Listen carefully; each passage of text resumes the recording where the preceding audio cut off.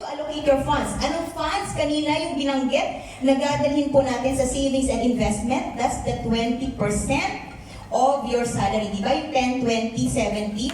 Sabi nga namin, marami kayong maririnig ngayon. Pero kung lalabas kayo dito, at least may isa kayong take.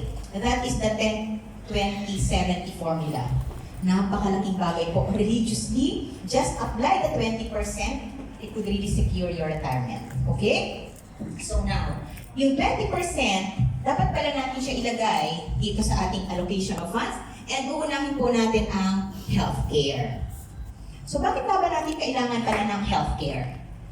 Number one, sa Pilipinas po, napakamahal magkasakit. Diba? And sa Pilipinas, ang bilis dumoble ng mga presyo, lalo na ng mga gamot. Alam niyo ba kung bakit? Kasi sa Pilipinas, ang mga medical representatives doon, ino-offer ang mga doktor, magta-travel ka sa Singapore, sa Hong Kong, ito ang ibibenta mong gamot.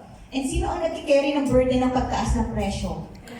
Patients! Kasi, ginarge yung company doon sa travel na binigay doon sa doktor. Diba? Kaya ganun kamahal ang hospitalization sa Pilipinas. Majority of Filipinos don't save money for future healthcare needs. Hindi natin ugali ang pinaglalaanan ng ating healthcare. Bakit? Kasi ang sabi natin, pag masakit ang ulo, Vicks lang katapat niya. Pag high blood, inom lang ako ng bawang. Sir Ellie, hindi yan nagbabawang. Hindi pa kasi high blood yan si Sir Ellie. Diba, sir? So, bahala na si Batman. Kaya ng sibuyas yan, kaya ng ginger yan, kaya ng bawang yan. So, hindi natin ugali pagpagamot kasi gastos lang ang pagpapacheck up. Sabi ng mga Filipino. Next is, we cannot bring with us the healthcare benefits provided by our company. For example, you have Hamad. And sad to say, no, next year, ang Hamad ay private na. So kung inaasahan natin na pag tayo nagkasakit next year, anytime tatapo ka sa Hamad, private na siya. And katalis na lang ang makaka-afford or ikaw mismo na magbabayad ka ng private insurance sa Hamad. So even pala ang Hamad, hindi na natin pwedeng asahan. Okay? Or, kung meron ka mang healthcare na binigay ng company mo, you have Alliance, you have Alcut, ULM, name it, pag ikaw ay na-terminate, ikaw ay nag-resign, umuwi ka ng Pilipinas, wala na rin ang healthcare mo. So anong dala-dala mo sa Pilipinas? Yung Hamad card. Souvenir mo yun. Diba? And the cost of healthcare product at old age is very expensive. And sino ba yung mga sakitin na? Di ba yung mga seniors and mas mahal na yung gamot nila? And most healthcare companies do not cover pre-existing illnesses. Itong pinakamasakit sa lahat, no? Most people rely on their children or sell properties or borrow money for their medical needs during retirement. Magiging burden. So ano bang gusto natin pagtanda natin? Tayo ba ay pag-aagawan ng ating mga anak at apo? Or pagpapasapasahan tayo? Diba? May sakit ka na, ugod-ugod ka, nakasakit ka sa tricycle, bumaba ka sa gate ng bahay ng anak mo, anong sabi ng manugang mo? Andiyan na naman ang nanay mo, manghihingi na naman yung pagbili ng medical. Diba? So, ang sakit, may sakit ka na, yung pa yung maririnig mo. Diba kung maldita ang napangasawa ng anak mo?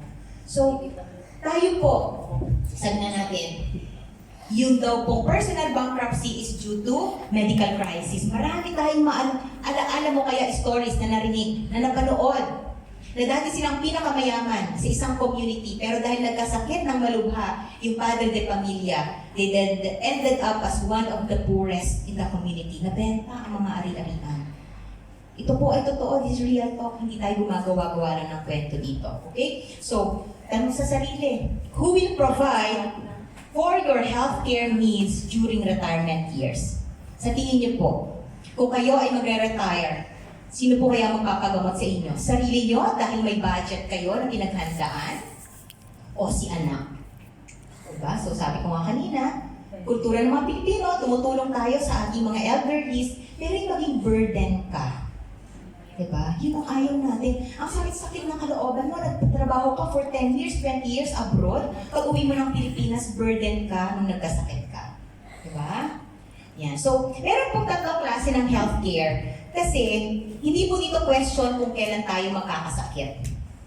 Diba? Ang question dito is, handa ka ba? Kasi definitely magkakasakit at magkakasakit tayo. May mga ibang nag-claims na minimum ka daw nito, organic, hindi ka makakasakit kasi merong cell renewal, regeneration. Hindi tayo design na hindi mamatay, hindi magkasakit. We are designed na ang cells natin ay mag-degenerate. So one day, one time in your life, definitely magkakasakit ka. So ang tanong, handa ka ba sa isang araw na yon? So merong tatlong klase ng healthcare. Ito po yung short-term healthcare. And ito yung mga panahon, tayo yan ngayon. Tayo ay mga 21 years old to 65. So ako po ay 21. Ayan. And meron po tayong benefit as an employee. So kami po sa company ay merong alliance na bigay ng employer as benefit ni husband and kami ay dependents. Kaya benefit yon as an employee. Ang problema sa short-term healthcare, kailangan namin magkasakit this year. Kung hindi kami magkakasakit, next year, matatapon na siya. So, baliwala na yun, mag-expire. Yung company kailangan ulit bumili ng bagong healthcare para kung magkakasakit yung mga empleyado, meron ulit magagamit. Sila Ate Grace, isa sa mga pasyente ko, pag mag-expire na ang insurance nila, tatakbo sila sa akin, doktora, gawin mo lahat. Kasi sayang. O, diba? Pero minsan, hindi na ginagamit. I don't care. Di naman ako bumili yan. Di naman ako nagbayad yan. Yung company ko. Diba? So, yun po yung sinasabi natin dito. Ito, ang kagandahan nito, matapon man siya, masayang man siya, benefit mo yan as an employee, hindi ka nagbayad yan, kebears lang. Ito pong long-term healthcare, pareho siya ng short-term, kailangan mong magkaroon habang ikaw ay bata ka, nung start kang magtrabaho from 21 until you retire at 60 or 65, but you have to get it for yourself. Meaning, wala pong company na kukuha or magbabayad or bibili nito para sa'yo. Pero ang kagandahan po nito, kahit ikaw ang bibili nito, number one, you are still capable, meron kang trabaho, sumisweldo ka, may pambayad ka. Number two, you are still young, you are healthy, so bebentahan ka ng company kasi healthy ka, hindi sila malulugi sa'yo. Ang kagandahan pa nito sa long-term healthcare, you can use it for now. Pwede mo siyang gamitin short-term healthcare. Pag nagkasakit ka, pwede mong gamitin. Or, you use it for later, when you retire. Wala siyang natatapon kasi kung hindi mo siya gagamitin ngayon, lahat ng binayad mo for your healthcare budget for this year, napupunta sa investment where your money grows. So walang nasayang. Kasi ang intention po talaga ng long-term healthcare is kinukuha natin siya ngayon while you are young and healthy and capable para ang intention mo is gamitin siya pagdating ng iyong retirement. So para pagdating ng retirement mo, umuwi ka na sa Pilipinas at may sakit ka, hindi ka magiging burden ng iyong pamilya.